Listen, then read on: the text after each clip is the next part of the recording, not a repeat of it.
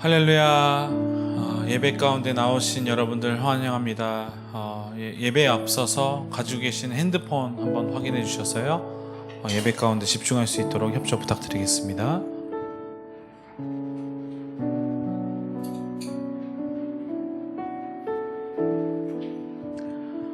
그럼 기도하심으로 예배 가운데로 나아가도록 하겠습니다. 기도하겠습니다. 살아계신 하나님 아버지, 감사합니다. 우리를 각자의 처소에서 불러 모아주셔서 또 예배 가운데 믿음을 허락하심에 진심으로 감사를 드립니다. 하나님, 이 시간 정말 하나님과 만나고 살아계신 하나님의 은혜를 우리가 충만히 느낄 수 있는 이 시간 되게 하시고, 또 하나님 저에게 각자에게 말씀해 주셔서 그 말씀대로 순종하며 살아가는 은혜를 허락하여 주시옵소서. 이 시간 모든 것을 성령님께 맡겨드리오며 예수 그리스도의 이름으로 기도드렸습니다. 아멘. 그 자리에서 일어나셔서 다 같이 찬송하시겠습니다.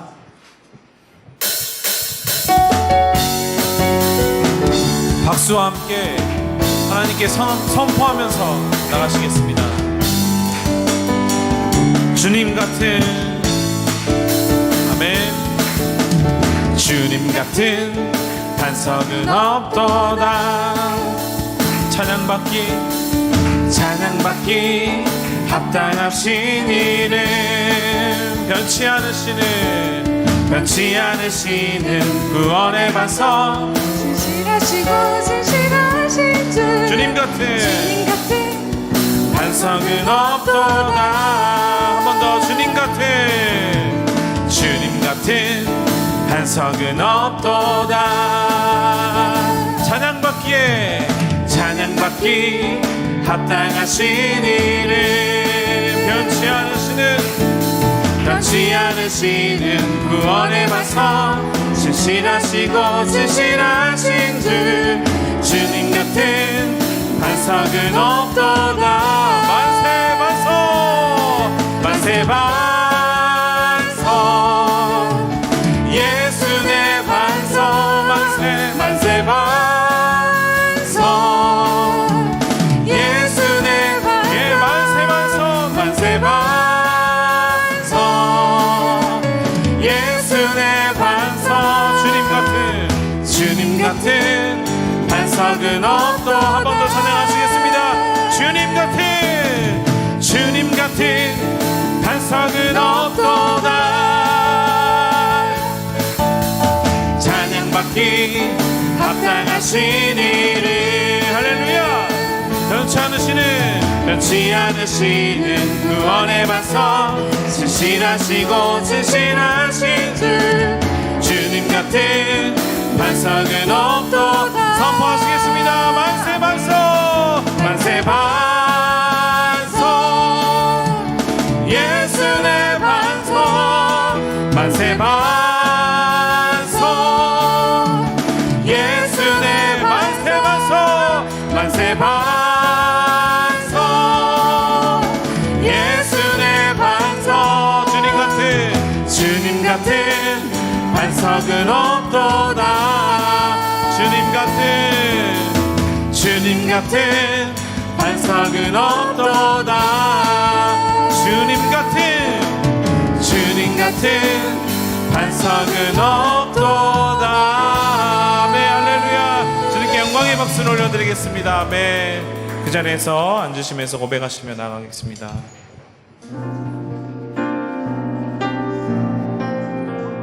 세상은 들리고 사람들은 변하여도 나는 주를 섬기리. 주님의 사랑은 영원히 변하지 않네. 나는 주를 신뢰해. 믿음 흔들리고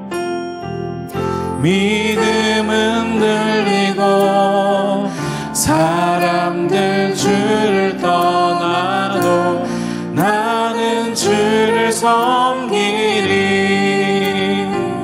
주님의 나라는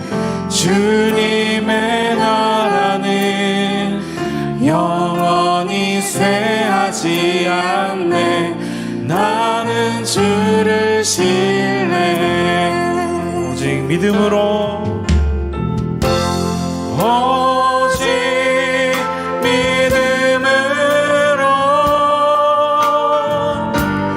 믿음으로 내가 살리라.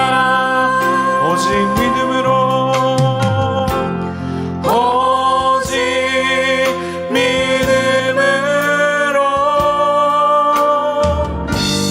믿음으로 내가 살리라.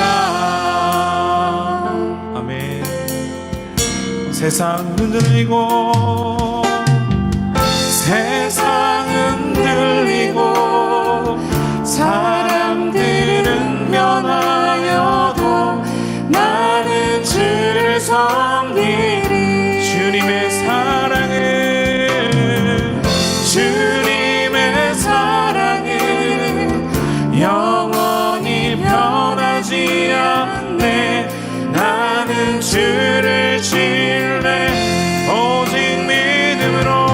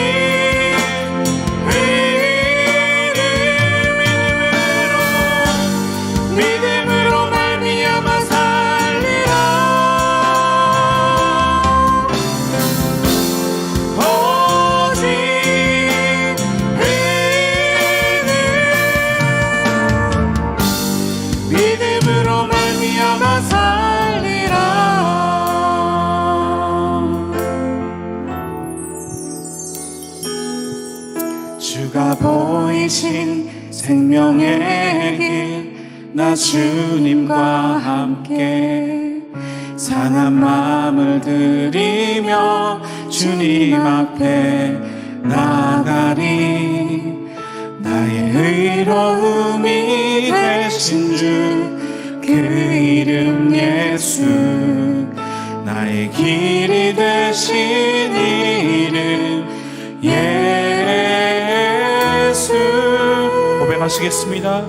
주가 보이신 생명의 길, 나 주님과 함께 상한 마음을 들이며 주님 앞에 나가리. 나의 의로움이 되신 주, 그 이름 예수. 나의 길이 되신 이름 예수.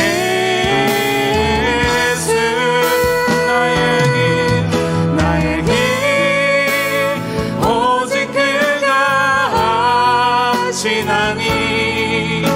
나를 단련하신 후에 내가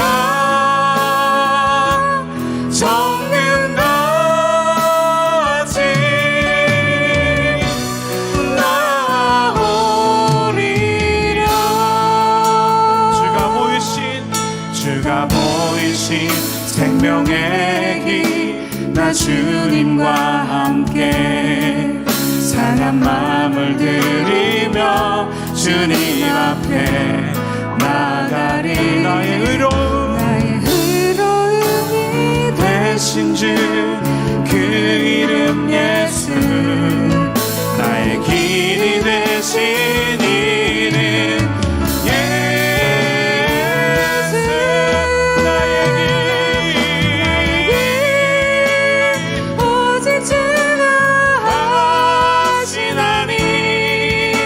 나를 단련하신 후에 내가 정금같이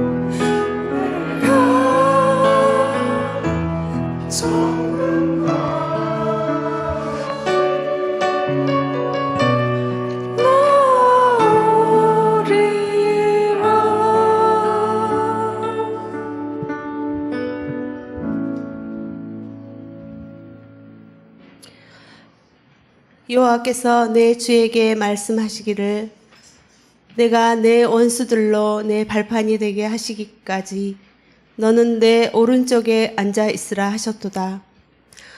여호와께서 시온에서부터 주의 권능의 규를 내보내시리니 주는 원수들 중에서 다스리소서. 주의 권능의 날에 주의 백성이 거룩한 옷을 입고 즐거이 헌신하니 새벽 이슬 같은 주의 청년들이 주께 나오는도다. 아멘. 교회의 머리가 되시고 우리 연약한 자들을 지체로 삼아 한 몸을 이루어 주신 예수 그리스도 이름을 찬양하며 영광과 존귀를 올려드립니다.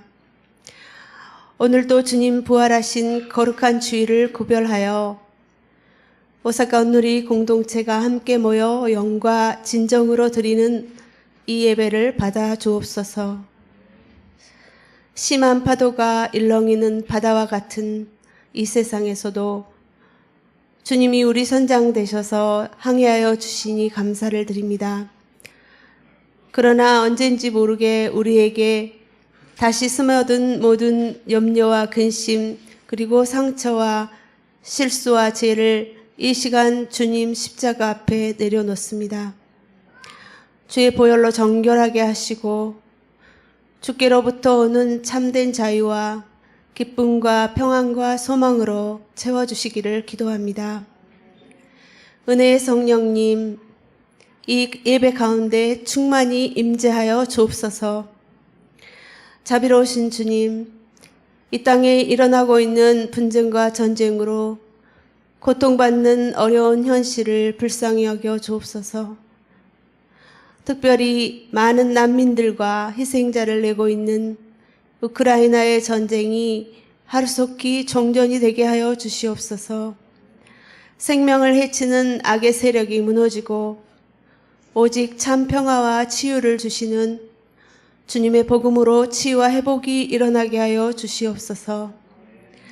사랑하는 주님, 코로나의 긴 터널을 지나고 있는 가운데 지금까지 도우시고 인도하신 주님 앞에 깊은 감사로 드리기 원하는 금요 헌신 예배를 통해 차세대에서부터 외국의 예배에 이르기까지 우리 모든 한 사람 한 사람이 참된 예배자로 다시 회복되게 하여 주옵소서. 또한 7월에 시작되는 온라인 Y미션을 통해서 교회 공동체가 다시 복음 선교의 사명을 회복하게 하시고 11월 야마고타 러브소나타를 기도와 섬김으로 잘 준비하여 성령께서 이 땅에 구원의 놀라운 일들을 이루시는 것을 보게 하여 주옵소서. 주님의 비전이 우리의 비전이 되게 하시고 주님의 꿈이 우리의 꿈이 되어 십자가와 부활의 복음이 이 땅 구석구석에 전해져 하나님 나라가 되게 하여 주옵소서.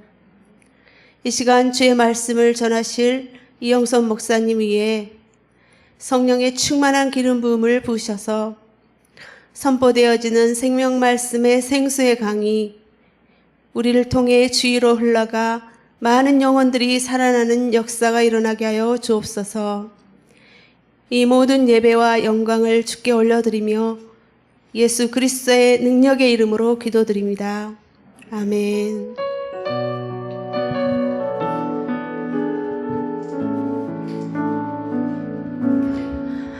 이 시간 주일 2시 예배에 나오신 여러분 한 분 한 분들을 주의 이름으로 축복하고 환영합니다. 우리 옆에 좌우의 분들과 함께 손을 내밀어 축복하기를 원합니다. 평화, 하나님의 평화가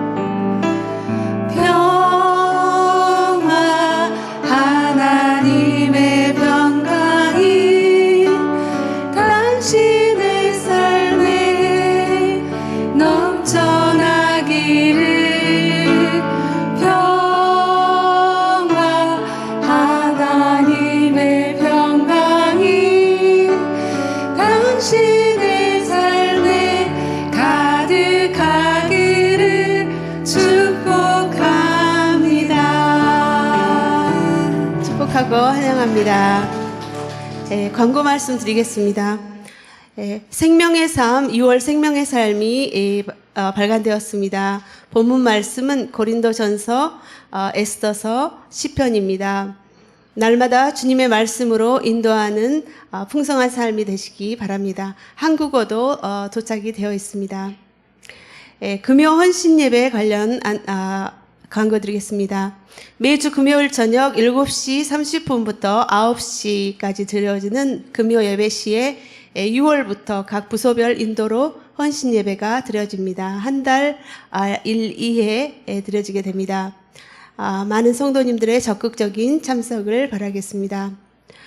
Y미션 온누리 선교학교 제1기 온라인 세미나가 두란노 본부의 해외 선교회 개최로 진행됩니다.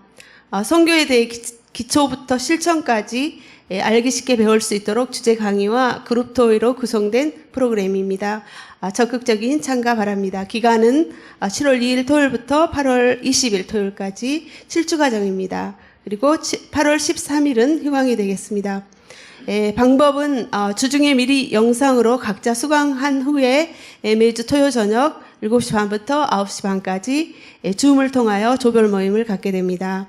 대상은 고교생 이상 모든 성도님들이 들을 수 있고 특별히 우리 안수 집사님과 순장님 그리고 교사 꼭 같이 참석해 주시기 바랍니다. 회비는 2,000엔, 교재비 포함입니다. 신청 방법은 6월 20일까지 사무실로 신청해 주시기 바랍니다. 선착순 40명 마감합니다. 미야자키 러브소나타 안내드립니다. 11월 2일부터 3일까지 미야자키 러브소나타가 열리게 됩니다. 코로나로 인해서 한국에서 많은 분들이 오지 못하는 관계로 저희 오사카 온누리 교회 성도님들께서 지금부터 기도로 준비하셔서 현지에서 이렇게 봉사하실 수 있도록 우리 희망하시는 분들은 신청해 주시면 감사하겠습니다. 이 시간 하나님의 말씀 함께 봉독하겠습니다. 하나님의 말씀은 마태복음 11장 1절부터 15절 말씀입니다. 제가 봉독하겠습니다. 예수께서 12제자에게 가르치시기를 끝마친 후에 여러 마을에서도 가르치시고 말씀을 전하시기 위해 그곳을 떠나가셨습니다. 요한이 감옥에서 그리스도께서 하신 일에 대해 듣고 자신의 제자들을 보내 예수께 물었습니다. 오실 그분이 바로 선생님이십니까? 아니면 저희가 다른 사람을 기다려야 합니까? 예수께서 대답하셨습니다. 돌아가서 너희가 여기서 보고 듣는 것을 요한에게 전하라. 보지 못하는 사람이 보고 다리를 저는 사람이 걷고 나병 환자가 깨끗해지며 듣지 못하는 사람이 듣고 죽은 사람이 살아나고 가난한 사람들에게 복음이 전파된다고 하라. 나로 인해 걸려 넘어지지 않는 사람은 복이 있다. 요한의 제자들이 떠나자 예수께서는 사람들에게 요한에 대해 말씀하기 시작하셨습니다. 너희가 무엇을 보려고 광야로 나가느냐? 바람에 흔들리는 갈대냐? 그렇지 않으면 무엇을 보려고 나가느냐? 좋은 옷을 입은 사람이냐? 아니다. 좋은 옷을 입은 사람은 왕궁에 있다. 그러면 무엇을 보려고 나가느냐? 예언자냐? 그렇다. 내가 너희에게 말한다. 그는 예언자보다 더 위대한 인물이다. 이 사람에 대해 성경에 이렇게 기록됐다. 보라, 내가 내 앞에 내 사자를 보낸다. 그가 내 길을 내 앞서 준비할 것이다. 내가 진실로 너희에게 말한다. 지금까지 여인에게서 난 사람 중에 세례자 요한보다 더 큰 사람이 일어난 적은 없다. 그러나 하늘나라에서는 가장 작은 사람이라도 그보다는 크다. 세례자 요한 때부터 지금까지 하늘나라는 침략당하고 있으니 침략하는 사람들이 차지하게 될 것이다. 모든 예언자들과 율법이 예언한 것은 요한까지다. 만약 너희가 이 예언을 받아들이기 원한다면 요한 그 사람이 바로 엘리야다. 귀 있는 사람은 들으라. 아멘. 시간에 이영서 목사님께서 구약에서 신약으로의 제목으로 하나님 말씀 전해주시겠습니다.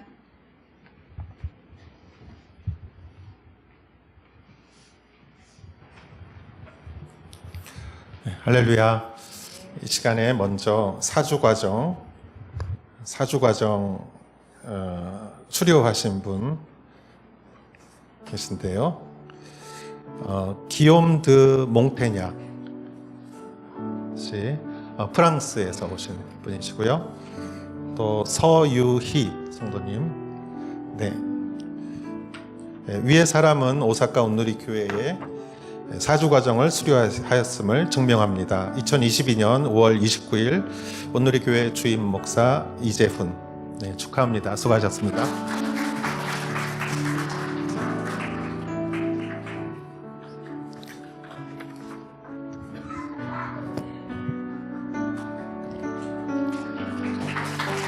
네, 서유희 성도님, 이하 동문입니다.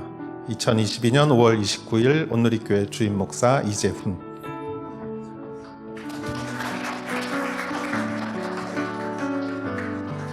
네, 우리 박수 부탁합니다. 네, 감사합니다. 예, 우리 Y 미션 영상이 볼륨 좀 낮춰주시겠습니까? 예, Y 미션 영상이 준비되어 있는데요. 같이 한번 보도록 하겠습니다.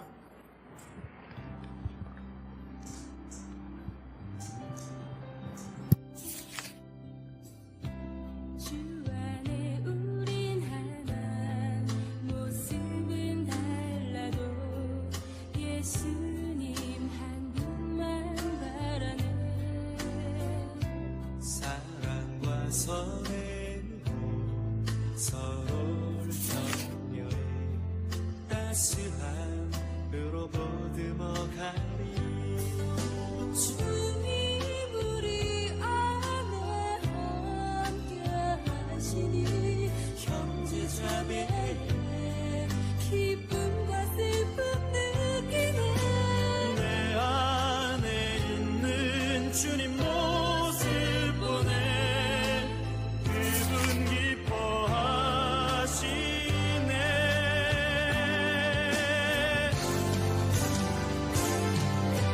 주님을 통해 계획하신 일 부족한 입술로 찬양하게 하신 일 주님을 통해 계획하신 일 너를 통해 하실 일 기대해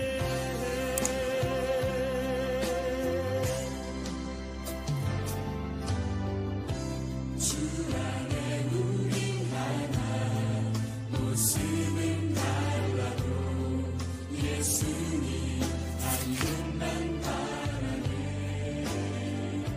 사랑과 선행으로 서로를 격려해 따스함으로 보듬어가리 주님 우리 안에 함께 하신 형제 자매의 기쁨과 슬픔 느끼네 내 안에 있는 주님 모습 보내 그분 기뻐하시네 섬기는 모습, 섬기는 장소는 달라도 우린 모두 선교사입니다. 그리고 그 시작은 Y 미션이었습니다.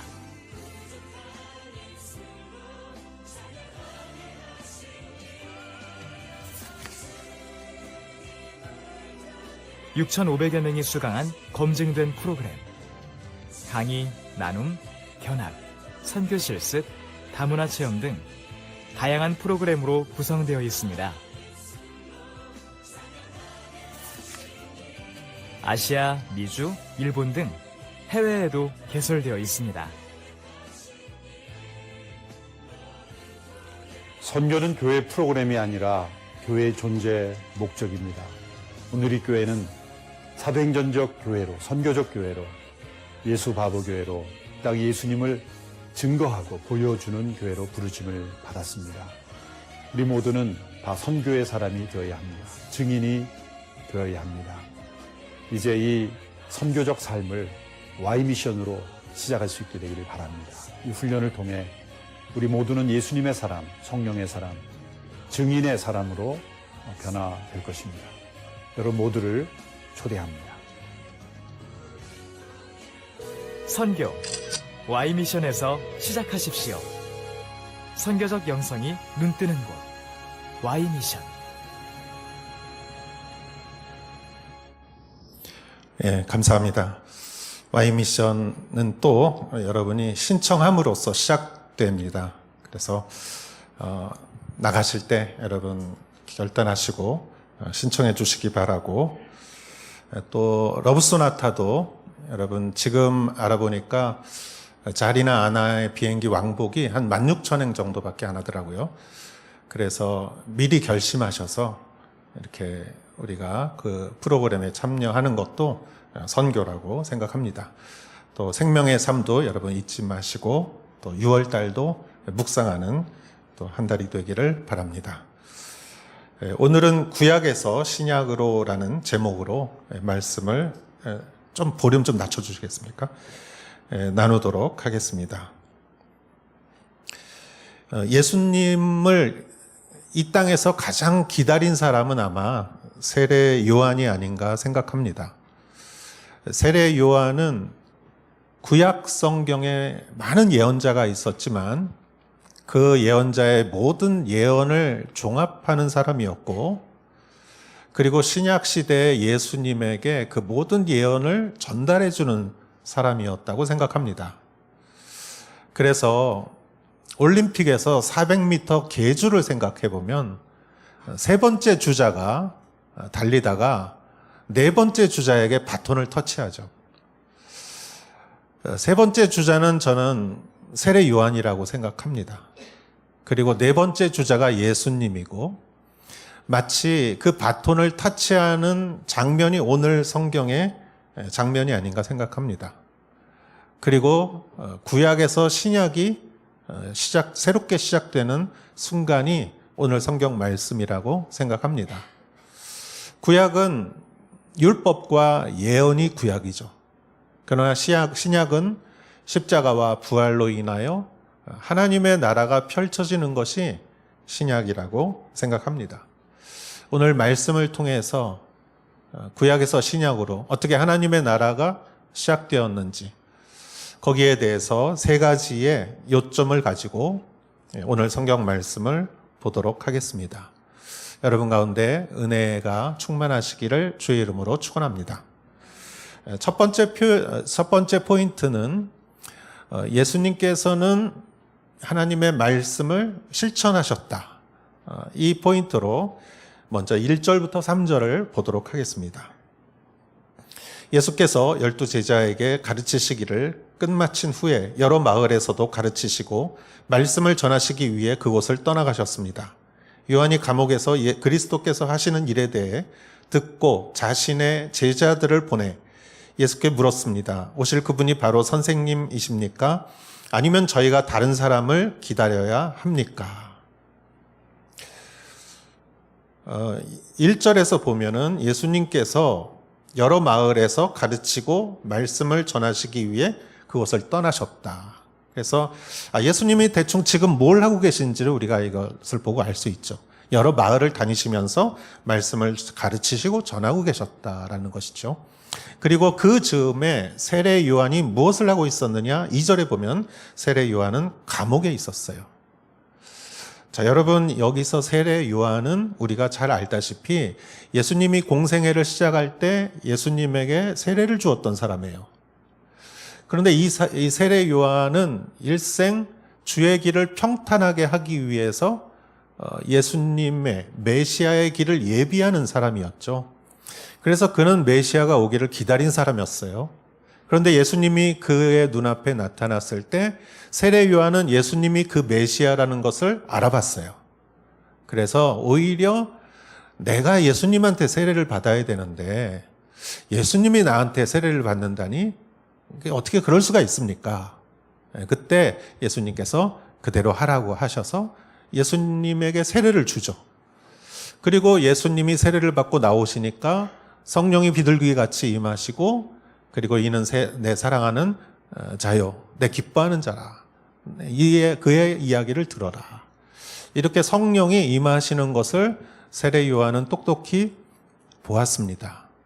그렇기 때문에 세례 요한은 그 영성과 그의 그 통찰력과 분별력을 갖고 예수님이 메시아라는 것을 그는 처음부터 알아본 것인데, 그런데 여기서 2절에 세례 요한이 감옥에서 제자들을 예수님에게 보내서 예수님한테 오실 그분이 바로 선생님입니까? 아니면 저희가 다른 사람을 기다려야 합니까?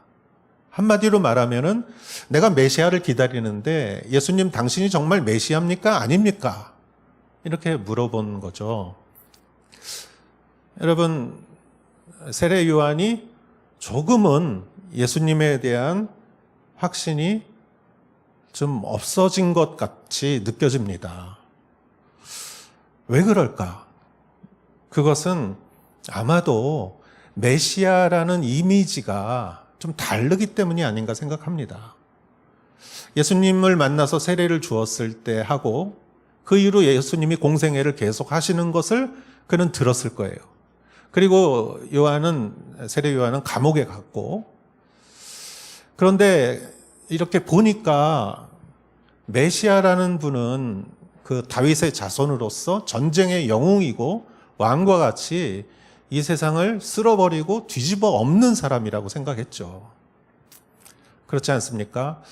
메시아라는 것은 그 당시에 로마의 식민지이고 그 당시에 지도자들은 타락했고 정말 소망이 없고 백성들은 고생하고 굶주리고 이러한 세상을 뒤집어 엎어야 되는데 예수님이 하신 일은 너무나 조용하고 평범하고 왜 자꾸 예루살렘에서 이 구테타를 일으키지 않고 이렇게 작은 도시를 돌아다니면서 가르치고 전도하고, 그것도 물론 예수님께서 사람들을 고치고 너무 훌륭한 일이지만 메시아로서는 너무 약하지 않느냐.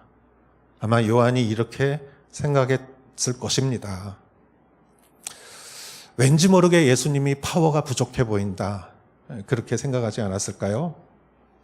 그 질문을 받고 예수님께서 대답을 4절에서 6절까지 대답을 합니다. 예수께서 대답하셨습니다. 돌아가서 너희가 여기서 보고 듣는 것을 요한에게 전하라.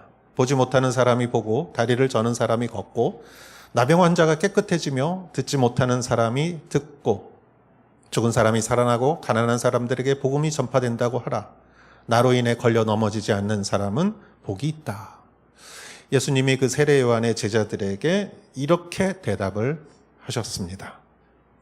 자, 세례 요한의 제자들이 예수님한테 와서 예수님이 하시는 일들을 저는 며칠 동안 봤다고 생각해요. 그냥 오자마자 한 얘기가 아니라 같이 다니면서 예수님이 하신 모든 일들을 그 세례 요한의 제자들이 봤을 거예요. 그래서 눈앞에 현실로 펼쳐진 일들을 그들은 눈으로 보고 들었어요. 거기에다가 예수님이 여기 5절에서 보지 못하는 사람, 다리를 저는 사람, 나병 환자, 듣지 못하는 사람, 죽은 사람, 가난한 사람, 이런 사람들이 치유받고 구원받는 것들에 대해서 예수님이 이렇게 말씀을 지금 하신 거죠. 그런데 이 예수님의 지금 말씀은 구약 성경에 나오는 예언의 말씀과 굉장히 비슷해요. 그게 이사야서 35장 5절 6절의 말씀입니다.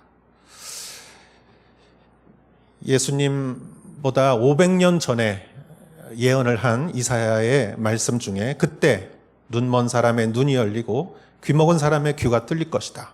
그때 다리를 절던 사람이 사슴처럼 뛰고 말하지 못하던 혀가 기뻐서 소리칠 것이다. 그렇다 사막에서 물이 터지고 강물이 광야로 쏟아질 것이다.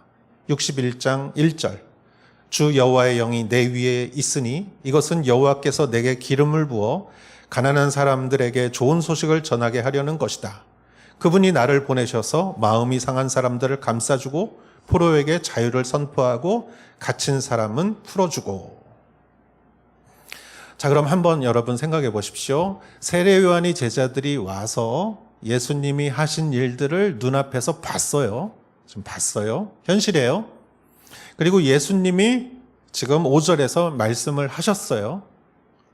그리고 너무 유사한 말을 500년 전에 이사야를 통해서 하나님께서 예언의 말씀을 하셨어요. 그런데 이 현실과 예수님의 말씀과 이사야의 말씀이 일치하는 거죠. 여러분, 이것은 무엇입니까? 이것은 예수님이 메시아라는 것이죠. 간접적으로 말하면은 이사야를 통해서 메시아가 할 일에 대해서 예언을 하나님이 해주셨는데 그게 지금 눈앞에 일어났다. 즉 예수 그리스도는 메시아다라는 것이죠. 세례 요한은 전쟁 영웅과 같은 여호수아 다윗과 같은 메시아를 이미지를 생각했지만 예수님은 성경 말씀을 그대로 실천하는 메시아로서 등장하신 것입니다. 혁명가가 아니라 하나님의 말씀을 실천하는 자가 메시아라는 것을 보여주신 것이죠. 이 말씀을 통해서 저는 한 가지 느낍니다. 그것은 우리는 말씀을 실천하는 자다. 우리는 사회를 변혁시키는 자도 아니고 우리는 말씀을 실천하는 것, 그것보다 위대한 일은 없다라고 생각합니다. 저는 교육자로서 목회를 하다 보면 때로는 정말 교회가 너무 약하다는 생각이 많이 들을 때가 있어요. 세상은 너무 강한데, 군대는 무기를 갖고, 군사를 갖고, 무력을 갖고, 은행은 재정을 갖고, 회사는 기술을 갖고, 경영 능력을 갖고, 학교는 지식을 갖고, 그런 거에 비하면 교회는 너무나 약하고, 그렇게 느낄 때가 있어요. 그리고 세상은 힘 있는 사람의 세상이에요. 러시아가 전쟁 일으키니까 아무도 말리질 못해요. 거기서 거짓 뉴스를 흘려도 아무도 뭐라고 하지를 못해요. 그러나 여러분, 다시 한번 생각해 보면 세상의 모든 제국은 반드시 비참하게 멸망했습니다. 힘으로 일으킨 제국은 반드시 힘으로 무너졌습니다. 바벨론, 페르시아, 그리스, 로마, 수많은 제국들이 일어났지만 힘으로 그 나라를 세웠지만 그 나라는 반드시 비참하게 무너졌습니다. 저는 교회야말로 세상에서 가장 강한 단체라고 생각합니다. 왜냐하면 약하기 때문에. 약하기 때문에 교회는 말씀에 의지할 수밖에 없고, 말씀에 의지하다 보니까 하나님께서 일하시는 것이죠. 2000년 전에 예루살렘에서 탄생한 작은 교회가 오늘날 2000년 후에 온 세상에 세워져 있어요. 여러분, 아프가니스탄, 북한 같은 곳에도 지하교회가 있어요. 아무리 박해하고 아무리 막아도 그 생명을 죽일 수는 없어요. 그리고 요한계시록을 보십시오. 마지막에 승리하는 나라가 어디입니까? 모든 바벨론과 사탄과 짐승과 거짓 예언자들은 다 불못에 던져지지만 마지막까지 승리하는, 새하늘과 새 땅에 초청받는, 그것은 하나님 나라의 공동체이죠. 마지막까지 승리하는 것이 교회인데, 교회의 강함은 약한 데서 나타나는 것이죠. 우리는 요즘 고린도전서를 묵상하고 있습니다. 고린도 교회는 문제 백화점이었어요. 모든 문제를 다 갖고 있었어요. 그 교회에 대해서 바울이 편지를 쓴 게 고린도전서예요. 그리고 후서. 거기에 바울은 이렇게 말합니다. 여러분들은 자유인이지만 그리스도의 복음을 위하여 종이 되십시오. 여러분들은 자유인이지만 오히려 종이 되십시오. 배려하고 양보하고 사랑하고 그리고 공감하고. 세상은 목소리 큰 사람이 이기고 세상은 내 주장을 강하게 말하는 사람이 이기지만 하나님 나라는 그렇지 않습니다. 물론 우리는 영적으로 적그리스도와 그 그리스도를 방해하는 모든 세력은 단호히 거부해야 하지만 우리 교회 공동체 안에서는 우리가 하나님의 말씀에 순종하는 것, 그것이 너무나 연약해 보이지만 그때 하나님께서 일하기 시작하십니다. 예수님은 메시아로서 강한 모습을 보여주시기보다는 예수님은 이사야를 통해서 하나님이 하신 그 말씀을 그대로 실현했어요. 그대로 실현할 때 놀라운 일이 벌어진 것이죠. 사랑하는 여러분, 우리 교회의 능력은 말씀에 있습니다. 여러분, 아무리 코로나가 우리를 힘들게 해도 우리는 말씀을 잊어서는 안 돼요. 말씀을 손에서 떼어서는 안 됩니다. 저희 교회는 큐티하는 교회예요. 묵상하는 교회예요. 그리고 묵상한 것을 실천하는 교회예요. 그것이야말로 우리의 능력인 것이죠. 그러한 말씀을 실천하시는 여러분 되시기를 주의 이름으로 축원합니다. 그리고 두 번째는요, 그 말씀을 실천하다 보면은 하나님 나라가 이루어진다는 것이죠. 7절에서 11절을 보겠습니다. 요한의 제자들이 떠나자 예수께서는 사람들에게 요한에 대해 말씀하기 시작하셨습니다. 너희가 무엇을 보려고 광야로 나갔느냐? 바람에 흔들리는 갈대냐? 그렇지 않으면 무엇을 보려고 나갔느냐? 좋은 옷을 입은 사람이냐? 아니다. 좋은 옷을 입은 사람은 왕궁에 있다. 그러면 무엇을 보려고 나갔느냐? 예언자냐? 그렇다. 내가 너희에게 말한다. 그는 예언자보다 더 위대한 인물이다. 이 사람에 대해 성경에 이렇게 기록됐다. 보라, 내가 내 앞에 내 사자를 보낸다. 그가 내 길을 내 앞서 준비할 것이다. 내가 진실로 너희에게 말한다. 지금까지 여인에게서 난 사람 중에 세례자 요한보다 더 큰 사람이 일어난 적은 없다. 그러나 하늘나라에서는 가장 작은 사람이라도 그보다 크다. 아멘. 여러분, 7절 말씀을 보면 요한의 제자들이 이제 돌아갔어요. 요한의 제자들이 그 질문을 하고 돌아가니까 거기에 있던 예수님의 제자들과 군중들이 여러분 어떻게 생각했겠어요? 여러분이 그 장소에 있었다면은 여러분은 어떻게 생각했겠습니까? 아마 이렇게 생각했을 것입니다. 세례 요한이 그 사람이 참 똑똑한 줄 알았는데 그 사람도 이렇게 의심을 하는구나. 아니, 전에 예수님을 메시아로 알아보더니 이 사람이 감옥에 가더니 조금 판단력이 흐려졌나? 왜 예수님을 메시아인지 아닌지 의심을 했지? 하면 사람들이 이렇게 생각할 수 있을 거예요. 예수님은 사람들에 대해서 세례 요한이 얼마나 위대한 사람인지 여기서 말씀하십니다. 7절에서 너희가 무엇을 보려고 광야로 갔느냐? 이 말씀은 무엇이냐면 세례 요한이 그 처음에 광야에서 예언할 때 수많은 사람들이 광야에 몰려갔어요. 여러분, 광야는 뜨겁고 아무것도 없는 곳이에요. 사람이 안 가는 곳이에요. 그런데 세례 요한이 거기서 말씀을 전파하니까 광야에 사람들이 몰려온 거예요.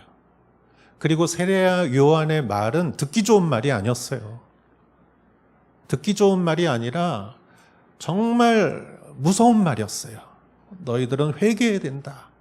아주 그 날카로운 말이었는데 사람들은 그러한 말을 들으러 광야까지 갔던 거예요. 그리고 거기서 회개 운동이 일어났고 그리고 거기서 많은 사람들이 세례를 받았죠. 그것을 예수님이 지금 상기시킨 것이에요. 너희는 그때 무엇을 보라고 광야에 나갔느냐? 바람에 흔들리는 갈대더냐?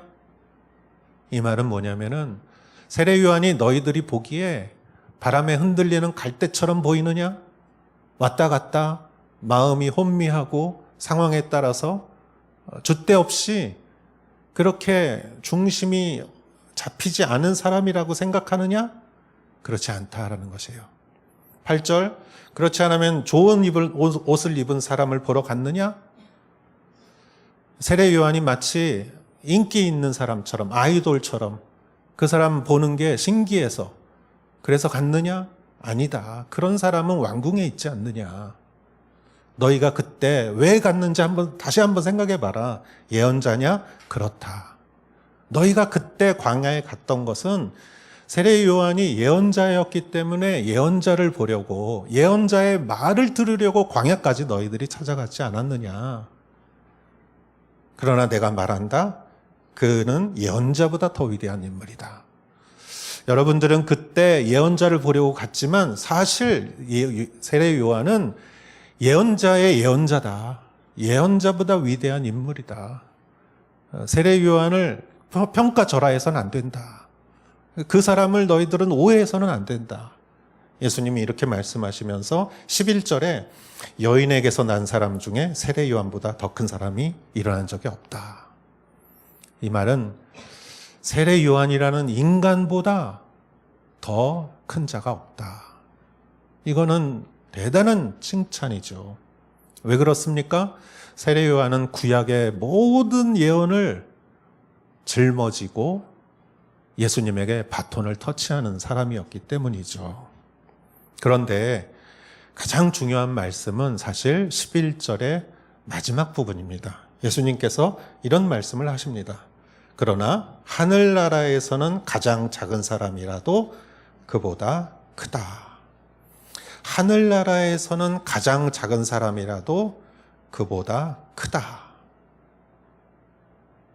요한이 정말 위대한 구약을 총정리하는 사람이지만 세례 요한의 바톤을 잡아서 예수님이 열어놓으시는 이 세상, 그것은 하나님이 다스리시는 나라죠. 예수님께서 십자가와 부활을 통해서 예수님이 열어놓으신 하나님의 나라, 그 나라에 있는 사람은 그 나라의 가장 작은 사람도 세례 요한보다 크다. 이게 왜요? 이거를 우리가 어떻게 이해하면 좋을까? 이렇게 한번 생각해 보세요. 제가 여기 있고 제 옆에 세상에서 가장 빠른 달리기 선수가 있다고 생각해 보세요. 이 사람이 올림픽에서 금메달을 땄어요. 저하고 달리기 시합을 해요. 누가 이기겠어요? 절대 저는 이 사람을 이기지 못해요. 그런데 참 이상하게도 이 사람은 달리기를 하고 저는 차를 타고 달리는 거예요. 그럼 누가 이기겠어요? 대답을 안 하시는 거 보니까 질문이 어리석었던 것 같습니다. 제가 이기죠. 왜? 차를 탔으니까. 여러분, 세례 요한이 아무리 위대해도 그는 구약의 인물이에요. 구약이란 뭡니까? 구약은 율법의 시대예요. 율법과 예언의 시대. 무엇이 의이고 무엇이 죄인지 하나님이 율법을 알려줬어요. 그래서 사람은 그 율법을 듣고 죄를 멀리하고 의를 가까이 하는 노력을 해야 돼요.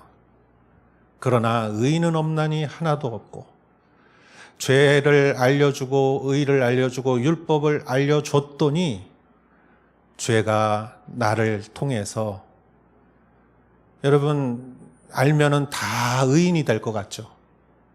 그런데 아니까 더 죄인이 돼요. 세상을 보십시오. 법을 잘 아는 사람이 더 큰 죄를 져요. 합법적으로 법을 이용해서. 여러분, 법을 잘 모르는 사람은 그냥 작은 죄만 져요. 근데 진짜 법을 아는 사람은 정말 합법적으로 죄를 짓지 않습니까? 죄가 교묘하게 나를 속이고 나를 합리화시키고, 그래서 의인인 것 같지만 결국은 죄인이라는 것이죠.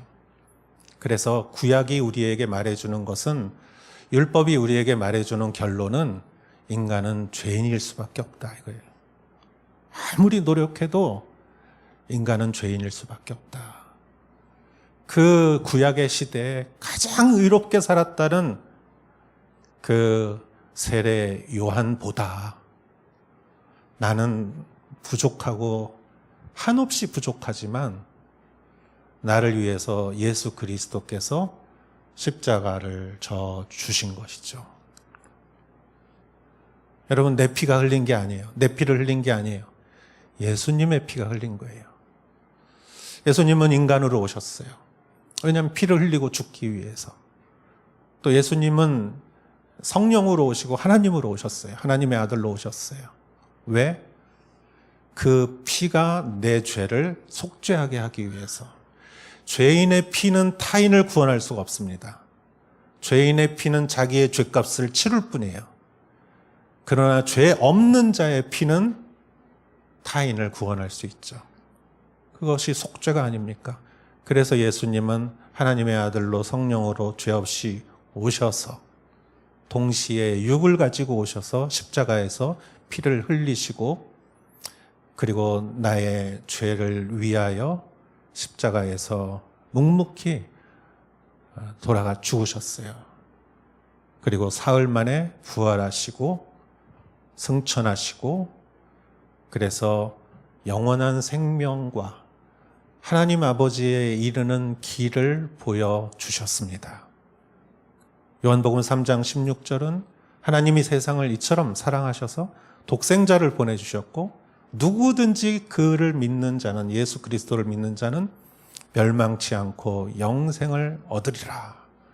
성경이 우리에게 약속하신 그 말씀에 의해서 우리는 믿음으로 예수 그리스도를 믿으면 내 피가 아니라 예수 그리스도의 피로 인하여 우리는 하나님의 나라의 백성이 되는 것이죠. 죄가 용서되고 의롭다고 인정을 받고 그리고 우리는 구원을 받는 것이죠. 이것이 자동차예요. 이 자동차를 세례 요한이 아무리 훌륭하다 해도 어떻게 이길 수가 있어요? 세례 요한이 어떻게 예수님의 피를 이길 수가 있겠습니까? 그런 거 보면은 우리는 신약 시대에 태어나서 얼마나 감사한지 모르겠어요. 하나님 나라에 우리가 아무리 작은 자라고 해도 우리가 예수 그리스도를 믿음으로 하나님 나라의 구원의 자동차를 탔으면 위대한 세례 요한보다 우리는 큰 자예요. 나 때문이 아니라 예수님 때문에. 예수님 때문에. 유명한 지휘자가 지휘를 이렇게 하고 오케스트라. 관객들이 너무 박수를 치고 그 지휘자를 칭찬하니까 저 때문이 아닙니다. 이 곡을 만든 작곡가 때문입니다. 이렇게 대답했다고 그래요. 저희도 마찬가지예요. 내가 의로워서가 아니라 나는 오직 죄인일 뿐인데 그리스도의 구원이 위대하기 때문에 우리는 그 구원의 하나님의 나라의 백성이 된 것이죠. 우리가 말씀, 복음의 말씀을 믿고 실천할 때 하나님의 나라가 열리는 것이죠. 그것을 우리는 다 알지만 또 한 번 말씀을 통해서 기억하시는 여러분 되시기를 주의 이름으로 축원합니다. 세 번째, 이렇게 말씀을 믿음으로써 열리는 하나님 나라에 들어가는 선택은 내가 하는 것이다 이거예요. 내가 해야 된다. 그래서 12절에서 15절을 보겠습니다. 세례자 요한 때부터 지금까지 하늘나라는 침략당하고 있으니 침략하는 사람들이 차지하게 될 것이다. 모든 예언자들과 율법이 예언한 것은 요한까지다. 만약 너희가 이 예언을 받아들이기 원한다면 요한 바로 그 사람이 바로 엘리야다. 귀 있는 사람은 들으라. 12절 말씀은 조금 어려운 말씀이에요. 여기에 대한 해석은 두 가지가 있습니다. 하늘나라를 누가 침략하느냐, 여기에 대해서 두 가지 해석이 있어요. 첫 번째는 하늘나라를 침략하는 것은 적그리스도, 교회를 박해하는 사람들이다. 그래서 하늘나라가 침략당한다, 박해당한다, 교회가 박해당하고 세례 요한도 그로 인해서 죽게 되었다 라는 해석이 있는데, 저는 그거보다 두 번째 해석이 맞다고 생각합니다. 그것은 하늘나라를 침략한다는 것은 말이 단어가 침략이지만 이것은 좀 강한 표현이고, 하늘나라를 침략한다는 것은 우리 믿는 사람들이다 이거예요. 믿는 사람들이 하늘나라를 침략한다. 그래서 침략하는 사람이 차지하게 된다라는 것이죠. 그렇습니다.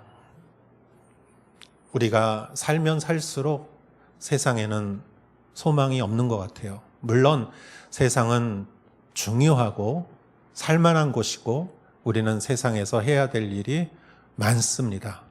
그러나 세상은 영원하지는 않습니다. 완전하지는 않습니다. 우리가 세상의 모든 것을 걸고 산다면 우리는 허무할 수밖에 없는 것이죠. 이 세상은 완전하지 않고 인간은 완전하지 않습니다. 그리고 모든 인간은 구원을 필요로 합니다. 저희가 목요일 날 그 어린이 식당을 하면서 요즘은 중학생 친구들이 20명 이상 오게 돼서 지난주에는 50명 이상이 왔어요. 그 주변에 초등학생, 중학생들이 50명 오니까 정신이 없더라고요. 그런데 어떻게 한 명, 두 명 알다 보니까 그 아이들의 가정 생활이라든지 그런 것들을 듣고 나니까 참 너무나 마음이 아프더라고요. 도움이 필요한 애들이 많고 부모님도 많고 사정이 딱한 그런 경우가 얼마나 많은지 모르겠습니다. 여러분, 세상은 깊이 가면 갈수록, 알면 알수록, 관계하면 관계할수록 문제도 많고 참 어려움도 많다고 생각하면서 이 세상의 모든 사람은 정말 예수님이 필요하구나, 그렇게 생각을 했습니다. 여러분, 그때 우리가 천국으로 떠밀 수는 없는 거예요. 그 사람이 자기가 천국으로 발을 디뎌야 돼요. 우리도 마찬가지예요. 내가 천국으로 발을 디뎌야 천국에 들어가는 것이지 누가 뒤에서 떠미는 것이 아니죠. 그리고 내가 결심하면, 내가 선택하면 누구든지 들어갈 수 있는 곳이 천국이에요. 그래서 11절에 천국은 12절에 세례자 요한 때부터 지금까지 하늘나라는 침략당하고 있으니 침략하는 사람들이 차지하게 된다, 이렇게 성경은 말하고 있죠. 침략하는 사람이 차지하게 된다. 한 가지 예를 들어 보겠습니다. 5월이라고 생각되는데 이번 달에 한국에는 정권이 바뀌었어요. 대통령이 바뀌면서 놀라운 변화가 있었습니다. 그거는 청와대를 개방한 거예요. 청와대 그 앞에까지는 가봤지만 지금은 대통령 그 사무실까지 들어갈 수 있어요. 여러분, 이전에 이 청와대 개방을 하기 전에 내가 청와대 그 사무실, 대통령 사무실에 내가 좀 못 들어갔어. 그러면은 사람들이 다 고개 끄덕할 거예요. 당연하지. 어떻게 보통 사람이 들어갈 수 있겠어? 당연하지. 그랬을 거예요. 그런데 5월 중에 청와대가 개방이 됐어요. 그런데 내가 대통령 그 사무실이었던 데를 내가 못 들어갔어. 그럼 사람들이 이상하게 생각할 거예요. 아니, 당신이 버스 타고 지하철 타고 가서 걸어서 들어가면 들어갈 수 있는데 못 들어갔다니 안 간 거지, 이렇게 말하지 않겠어요? 천국도 마찬가지예요. 천국이라기보다는 하나님의 나라예요. 하나님이 다스리시는 나라는 예수님이 오신 이후로 못 들어가는 곳이 아니에요. 거기 못 들어갔다는 거는 안 들어갔다는 거예요. 대통령 사무실에 여러분이 가서 발을 디디고 그 안에 들어가면은 여러분 그 안에 들어가는 거잖아요. 천국도 우리가 말씀을 믿음으로 결단하면 천국이 우리의 발에 밟히는 거죠. 천국에 들어가는 거죠. 여러분, 하나님의 나라는 어려운 것이 아닙니다. 그러나 그렇게 하기 위해서는 하나님의 나라의 복음의 말씀을 누군가가 전해줘야죠. 그러나 그 말을 듣고 믿음의 결단을 하고 들어가면 나는 천국이, 하나님의 나라가 우리의 소유가 되는 것입니다. 그러나 이 세상에는 그것을 몰라서 하나님의 나라를 알지 못하는 사람들이 얼마나 많은지 모르겠습니다. 우리는 그것을 알려줘야 할 사람이지요. 믿음이란 믿어져서 믿는 게 아니라 믿으니까 믿어지는 거예요. 믿음은 겨자씨만한 믿음도 괜찮아요. 얼마 전에 소천하신 이어령 박사님, 얼마나 위대한 학자입니까? 정말 위대한 학자죠. 그분이 동경 러브소나타 즈음에 예수님을 믿었어요. 그때 하용조 목사님이 세례를 주셨어요. 근데 이어령 박사님이 그 이민아 목사님이라고 따님이 먼저 하늘나라로 가셨죠. 그리고 따님이 전도하고 또 하용조 목사님도 전도하고 그러면서 예수님을 믿기로 생각을 하면서 저녁에 연구실에서 이렇게 어두운 저녁에 불빛이 이렇게 보일 때 그 이어령 박사님이 이렇게 말했대요. 예수님, 내가 예수님을 믿어도 될까요? 학자예요, 학자. 그러니까 한 발씩 한 발씩 이렇게 돌다리도 두드려가는 학자니까 내가 예수님을 믿어도 될까요? 그러나 이것이 그분에게는 믿음의 고백의 첫 발이었어요. 하나님은 그 믿음도 받아주세요. 그리고 로마서에 의하면은 믿음에서 믿음에 이르게 하는 거예요. 우리의 작은 믿음을 가지고 하나님은 더 큰 믿음을 우리에게 주십니다. 그래서 나의 작은 의지도 하나님은 기뻐 받으시고 우리에게 큰 믿음을 주시는 것이죠. 그래서 구원받아야 될 사람들이 이 땅에 많습니다. 믿으면 천국에 들어가는, 하나님의 나라에 들어가는 것이죠. 하나님의 나라는 침략하는 사람이 차지하는 곳입니다. 세 가지를 말씀드렸습니다. 우리는 말씀을 실현하는 사람입니다. 그리고 말씀을 실현하는 사람에게 하나님의 나라가 열립니다. 그리고 말씀을 또 믿음으로 하나님의 나라에 우리는 백성이 되는 것이죠. 오늘 말씀을 통해서 또 여러분의 믿음을 또한 다시 한번 생각하시고 우리 교회에게 주어진 이 일본 선교의 사명을 또 다시 한번 생각하는 여러분 되시기를 주의 이름으로 축원합니다. 기도하겠습니다. 하나님 아버지 감사합니다. 오늘 말씀을 주신 것을 감사드리며 예수님이 우리에게 주신 이 말씀의 뜻을 깊이 생각하며 또 적용할 수 있게 하여 주시옵소서. 예수님의 이름으로 기도하였사옵나이다. 아멘. 다 같이 일어나시어 봉헌 찬송 드리겠습니다.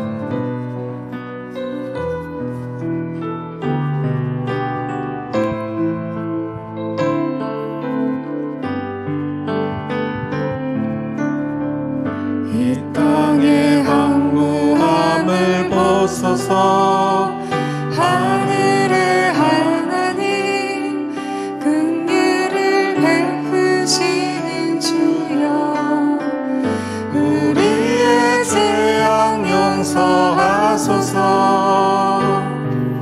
이 땅 고쳐 주소서. 이제 우리 모두 하나 되어 이 땅에 무너진 기초를 다시 쌓을 때 우리의 우상들을 태우신 성령의 불 임하소서. 부흥의 불길 타오르게 하소서. 진리의 말씀 이 땅 새롭게 하소서. 은혜의 강물 흐르게 하소서. 성령의 바람 이제 불어와 주의 영광 가득한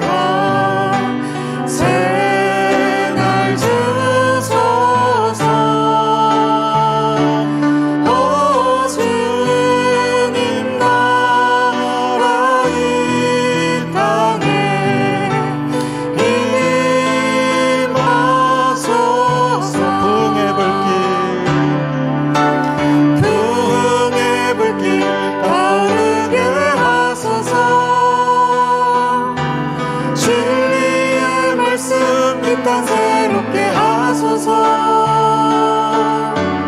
은혜의 강물 흐르게 하소서.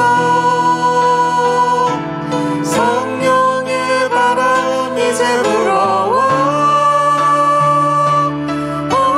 주의 영광 가득한 새날 주소서. 주님 나라 이 땅에 임하소서.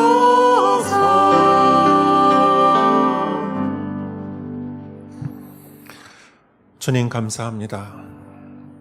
이 땅에서 우리가 땀을 흘리고 일하고 때로는 눈물을 흘리지만 모든 것이 주님이 공급하심으로 인하여 우리가 이렇게 살아감을 믿습니다. 하나님 아버지, 때에 따라 우리에게 필요한 것들을 주시고 우리를 항상 풍성하게 하시는 주님, 우리는 또한 주님에게 감사와 헌신으로 받는 것뿐만이 아니라 드리는 것도 잊지 않고 하나님 앞에 드립니다. 주님, 이것을 또한 하나님 나라를 위하여 사용하게 하시고 드린 손길을 기억하시어서 더욱더 풍성함을 허락하여 주시옵소서. 이제는 우리 주 예수 그리스도의 은혜와 하나님의 사랑과 성령의 감동 감화사 역사하심이 예수 그리스도의 은혜의 구원을 통하여 믿음을 통하여 하나님이 다스리시는 나라의 또 백성으로서 살아가는 우리 성도님들 위해 또 많은 사람들을 그 나라로 인도하는 성도님들 위해 이제로부터 영원토록 함께 하시기를 간절히 축원하옵나이다. 아멘.